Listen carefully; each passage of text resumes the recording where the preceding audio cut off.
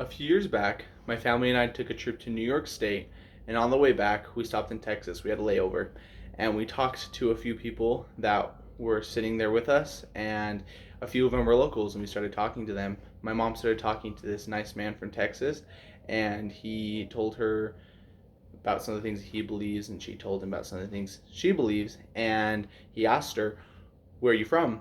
And she said, "Utah." And he was like, "Wait, how do nice people like you live among all those Mormons? It must be the worst." And she looked at him back and said, "Oh, we're Mormon." He thought about it for a second and then said, "Well, there are exceptions to every rule." Now, this is just one funny case, one funny story that happened, but this happens all the time.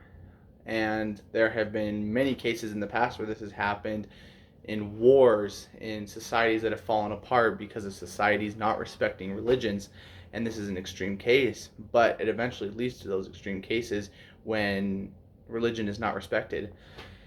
Religion, as a basic definition, is the belief in spiritual beings. This is more of a Western definition of it, and a Western definition would say that there are spiritual beings, but there are other beliefs in the world that there are not other deities, that we just live on the earth and that's fine.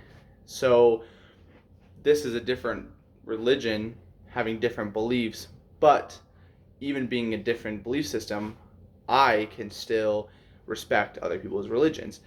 Now, in America at least, 65% of people are Christian, 26% are non-religious, and about 9% are a mix of the others. And although they're a low amount in America, there are a lot around the whole world. So, religion is weaved into society, whether or not we know it, and I believe that religion deserves to be respected. L. Ron Hubbard said, "A society, to survive well, needs at least as many ministers as it has policemen. A society gets what it concentrates upon." Societies that have not concentrated upon religion have fallen and have gone into economic states of being poor and having lots of war. For example, in the Middle East, there is much contention, and I believe that is built upon religious contention, not only, but also contention from the religion not being as prevalent anymore. The religion has gone from a very important factor to their society to almost non-existent in certain areas, and it's very sad. And this has caused the economy to go down, caused many wars to happen, and we obviously know that by seeing the Middle East is how it is now. Countries from their very beginnings, especially our country, have been built upon religious beliefs and religious morality. Our law is built upon religious morality. We believe in a system where we are treated fairly and we are treated as equal, and that is also believed in many religions. And so we may not know it, and it may be subconscious, but we are definitely intertwined with religion whether or not we know it. There are many qualities to religious and to non-religious people, and within the religions, very, very different. Some more similar than others. And although people are non-religious and some are religious, they can still coexist, and they've coexisted for a long time. Since the beginning of time, really, they've had to coexist because religion has been here ever since the beginning. And there have always been contention on it, but they've always been able to find ways to coexist, and I think this is amazing. Non-religious and religious people are more alike than we may know. Both believe in doing good and being good, even though there are differing beliefs on the family. The family is seen as obviously an important factor in a successful society. So non-religious and religious people can coexist, and they can, even though you're religious, you can respect somebody who's non-religious, and if you're non-religious, you can respect somebody who is religious, and I strongly believe that. Now, a very extreme case is war.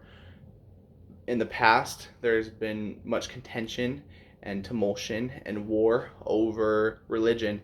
It has been the number one cause in most, and not if just a little bit, and all the other wars has been intertwined with religion.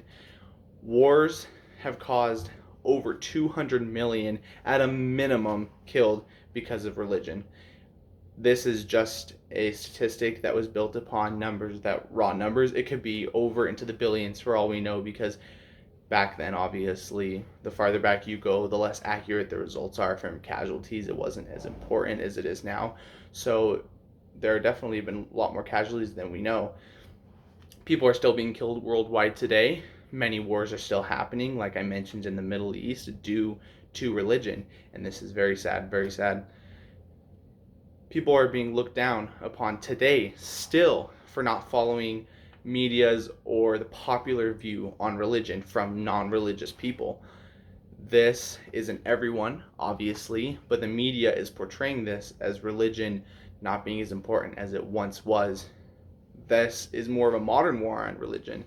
They're being attacked in the politics. We saw in the last presidential election that the presidents were fighting, and they were trying to bring some of their religious beliefs into politics, which is fine. Like I said, it's been weaved into our society, but bringing your politics into it and trying to make it seem like somebody else's religion is not as good as yours is not the right way to go about it. Once again, we need to respect other people's religious beliefs, and it should not be something that you attack politically.